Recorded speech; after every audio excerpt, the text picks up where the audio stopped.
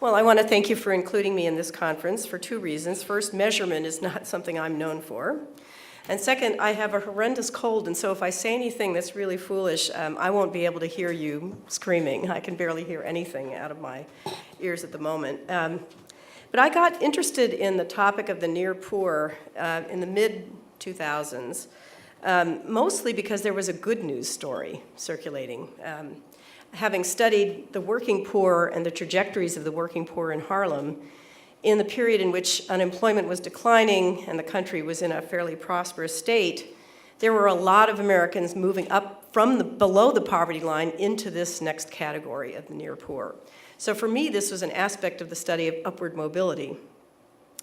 But as I will talk about in a moment in more detail, of course, there are two routes, at least two routes into near poverty.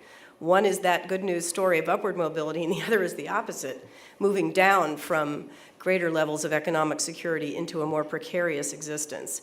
And so any given family or individual can be in that condition of near poverty, but how they got there, the trajectory they've followed, seems to me to be quite important, and I will argue is one of the things we should be measuring.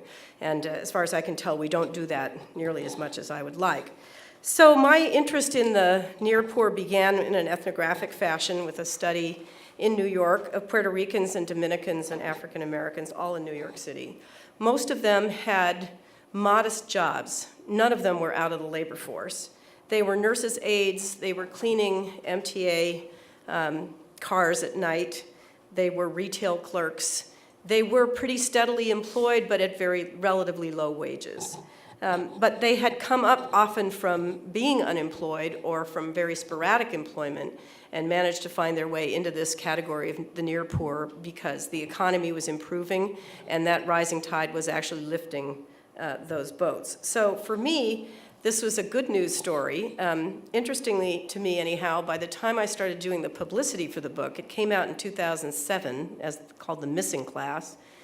The early shadows of the Great Recession were becoming evident. And so when I was doing these radio call-in shows that people like me and Kathy Eden do all the time when our books come out, I was getting these angry phone calls coming in and I'm thinking, wait, I'm here to tell this good news story about upward mobility.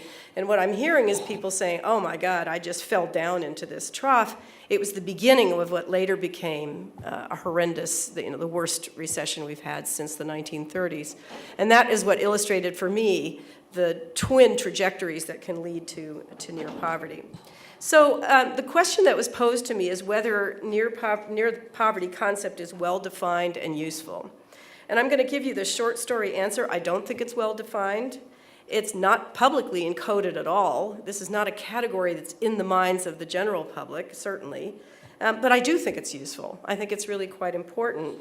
But all of our measures are a spectrum. And as we look at the opposite ends of that spectrum, from the very bottom where Kathy starts out to the poverty line, everything in between, that's a huge spectrum of living conditions. And so to the extent that any of our measures are valuable, we have to temper that by the recognition that within that category there's a great deal of variation. And when I tried to think this through, I decided I would just map out for myself where that variation lies. And I realized, listening to Kathleen, I left out a category that I should have mentioned. So if we start with the desperately poor, basically the people Kathy Eden was talking about, who have virtually no income at all that we can see, we've got the people at the absolute rock bottom of our society. In between is the group that Kathleen mentioned, the deep poor, so 50% below the poverty line. And then we've got this category we just call poor. And here I do think it's important to make a distinction which is not income related, but is sociologically powerful.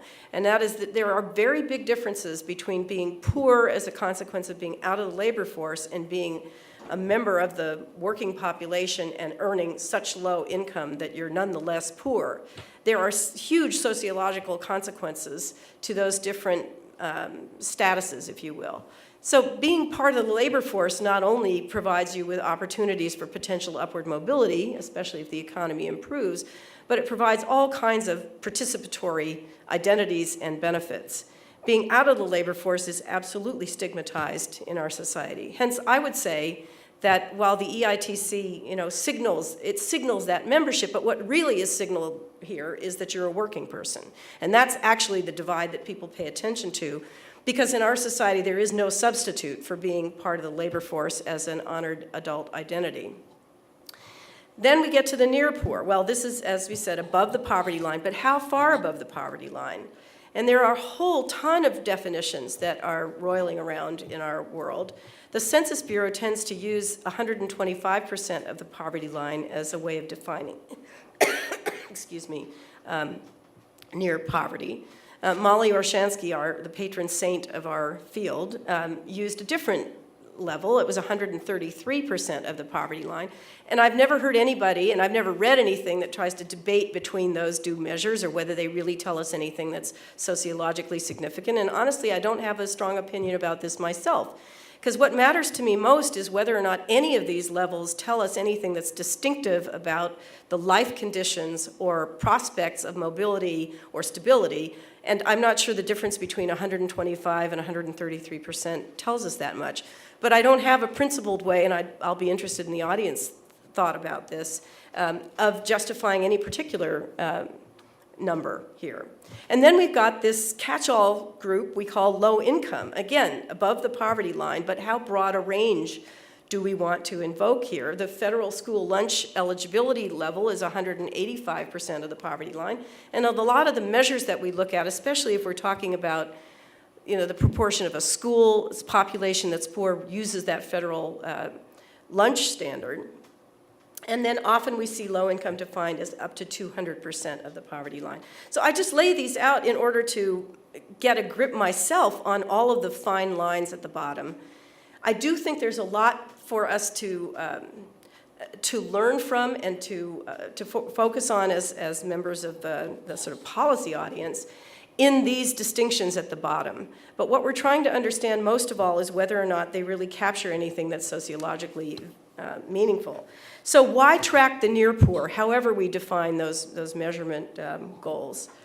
Well, I think one of the most important things we want to know about the near poor is how economically vulnerable they are to moving below the poverty line. Is there really much comfort or safety in being in near poverty? And what are the triggers that could send a family down below?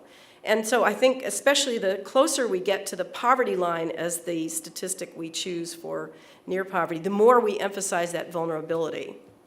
We're also very interested in degrees of material hardship. I mean, I think all of these different groups are telling us something about degrees of material hardship. And the near poor have more disposable income. They do look better on most of these measures. They look better on nutrition. They look better on housing stability. There are lots of ways in which they do look better. And so it tells us something about how people pull away from the most vulnerable status.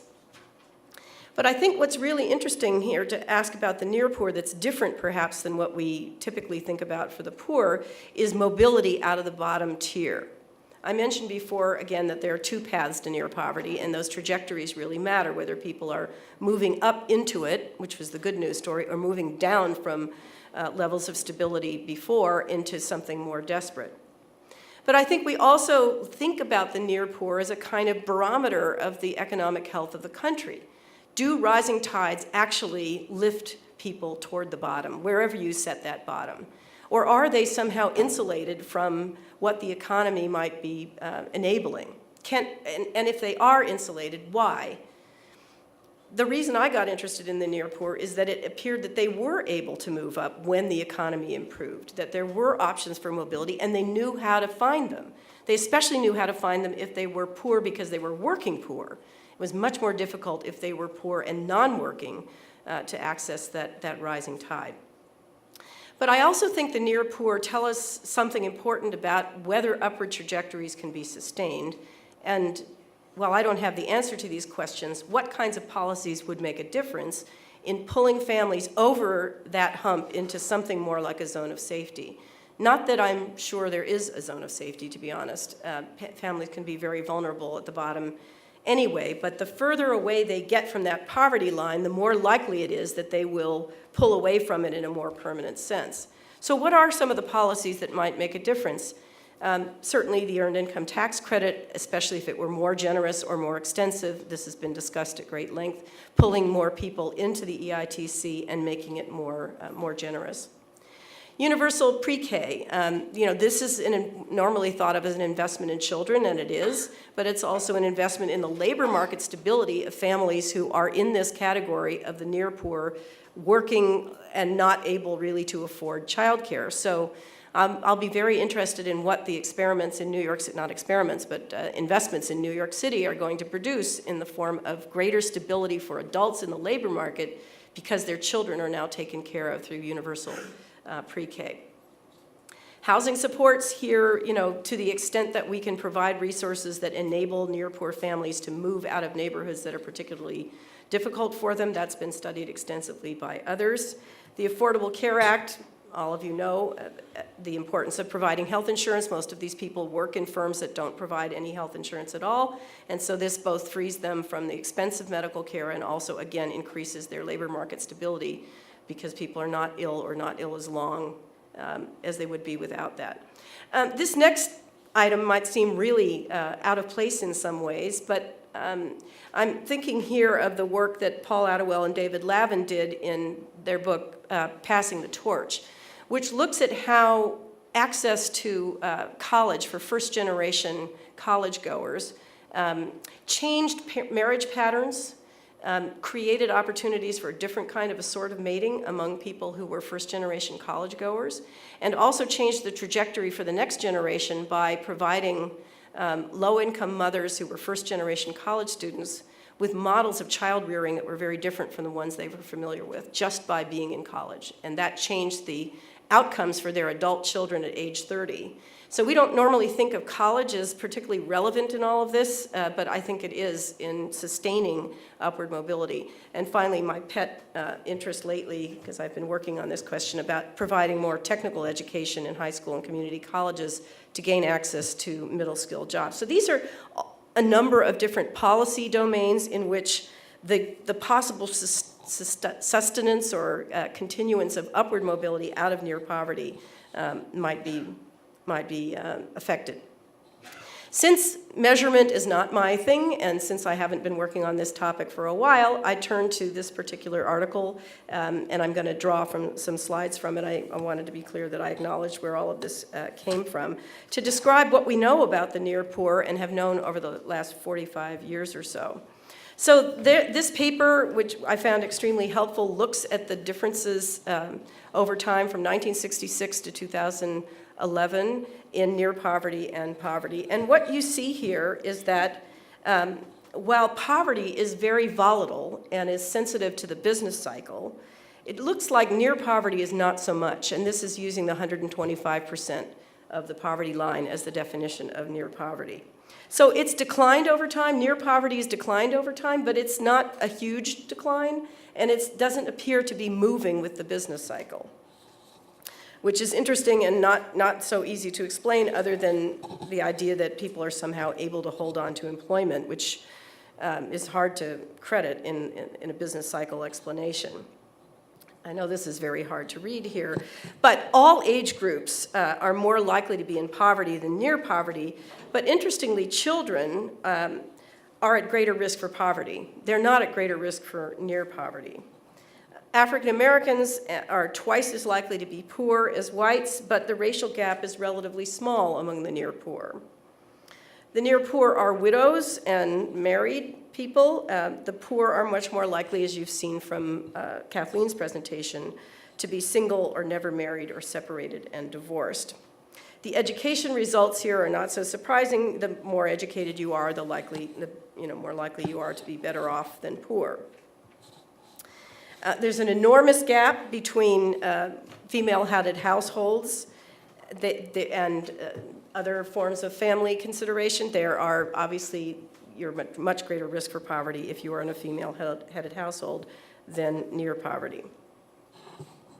Prime age workers are more vulnerable. This is interesting. This slide is interesting because it's looking at the characteristics of the near poor in 1966 and in 2012, and it gives us a sense of how this category has shifted a bit over those 45 years. And so here are some of the things I found interesting here, that prime age workers are more vulnerable to near poverty now. And that I found quite amazing. I mean, it tells us something about how the slippage in wages has affected people in the prime age labor market. Marital status, again, we see that we've got a lot more, we had a lot more married people who were near poor in 1966 than we do now. And this led me to think more about how being in a marital household matters. And it matters in ways that are not just a matter of income stability, but who's working and how many workers there are in a household. In 1966, you could be married and you would probably be more likely to have been in a single earner household than now. If you're married now, you're probably more likely to be in a dual earner household. So marriage is important for a variety of reasons, but not the least of which is the number of workers in a household goes up. The other thing that was striking to me here is that education, while protective, is not as protective as we might have expected. So if you look at the educational attainment and just look over the far right-hand side, you see in 2012 you've got a college or more, 12% are of the near poor. And that's a much bigger number than was true in 1966, which I found very surprising, but it may tell us something, again, about downward mobility. Okay, I'm being told I need to hurry up, so I'm going to do that. I'll skip over some of these things. Of course, one of the things we're all interested in is whether or not the near poor differ from the poor in their use of public benefits. And there isn't a huge variation here, but the one variation I do want to point to, besides the obvious one of SNAP, is the earned income tax credit, since we have Kathy here. And it's not surprising, I guess, that you've got the near poor making greater use of the earned income tax credit because they're more likely to be working and to be able to gain it. But it also tells us something about what a difference the ways in which we award the earned income tax credit could make in providing more economic stability and prosperity for the near poor. We've all been talking about regional differences. This has been important to me since I worked on a book with Rourke O'Brien called Taxing the Poor, and where once again we found these huge social problems in the southern states, not only in the southern states, but the southern states represent a very big block of the country in which you have much higher rates of near poverty than you do in other parts of the country. That we've got a lot of work to do in the South. Let me finish by saying that this was the figure that I found most interesting and that to me is most important about where we should go with measurement. What we really want to know about the near poor isn't just what their income is like and what this means in terms of their household and their standard of living, but the trajectories in and out of near poverty. So this reminds me very much of Greg Duncan's important book, Years of Poverty, Years of Plenty, which we could really do with a replication in recent years.